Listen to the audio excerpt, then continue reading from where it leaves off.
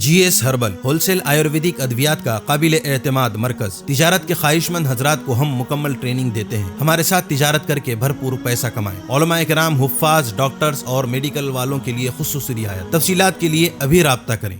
تحفظ دین کا کاروبار روا دوا روا دوا روا دوا روا دوا روا دوا تحفظ دین کا کاروبار روا دوا علماء کا ساتھ دو آؤ سب کے سب یہاں علماء کا ساتھ دو آؤ سب کے سب یہاں۔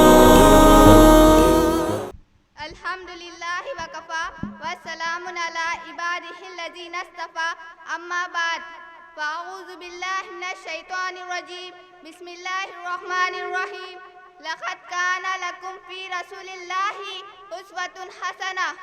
محترم صدر جلسہ، جناب سامعین، آج میری تقریر کا عنوان شان مصطفیٰ صلی اللہ علیہ وسلم ہے۔ انشاءاللہ کوشش کروں گی کہ آپ حضرات کے سامنے حضور صلی اللہ علیہ وسلم کی سیرت طیبہ پر اپنی معروضات پیش کروں۔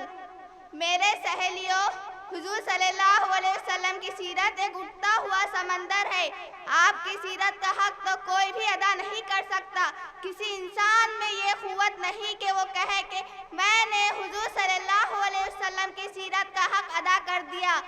ایک آدمی نے علامہ بشیری سے کہا، اگر آپ سیرت بیان کرنے کا حق ادا نہیں کر سکتے تو سیرت بیان کرنے کی کیا ضرورت ہے؟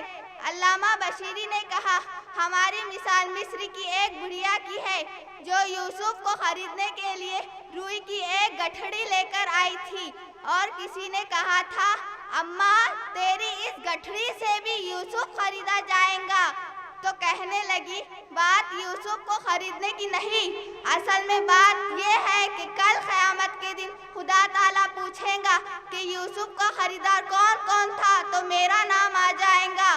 قرآن بولتا ہے، وَرَفَعْنَا لَكَ ذِكْرَكَ، ہم نے آپ کے ذکر کو بلند کر دیا۔ میرا نبی چلتا ہے تو قرآن بولتا ہے، نبی بیٹھتا ہے تو قرآن بولتا ہے، نبی اٹھتا ہے تو قرآن بولتا ہے، نبی مکے میں ہے تو قرآن بولتا ہے، نبی غار میں ہے تو قرآن بولتا ہے، نبی گلی میں ہے تو قرآن بولتا ہے۔ محمد صلی اللہ علیہ وسلم ایک ایک ادا قرآن بولتا ہے۔ نبی مسکراتا ہے تو قرآن بولتا ہے، نبی روتا ہے تو قرآن بولتا ہے، نبی صحابہ رضی اللہ تعالی عنہ کو اپنے سینے سے لگاتا ہے تو قرآن بولتا ہے، نبی مسجد میں ہے تو قرآن بولتا ہے۔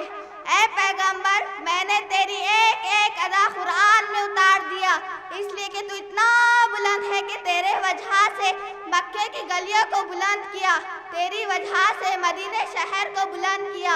اتنا کہہ کر میں اپنی تقریر کا اختتام ایک شعر پر کروں گی۔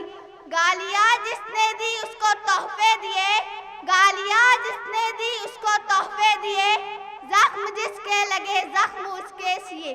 عافیت کی دعا مانگی سب کے لیے، عافیت کی دعا مانگی سب کے لیے، کی جفا جس نے بدلے وفا سے دیے۔ جس نے سب کو پلایا محبت کا جام، جس نے سب کو پلایا محبت کا جام، اس پہ لاکھوں درود، اس پہ لاکھوں سلام۔ السلام علیکم ورحمۃ اللہ وبرکاتہ۔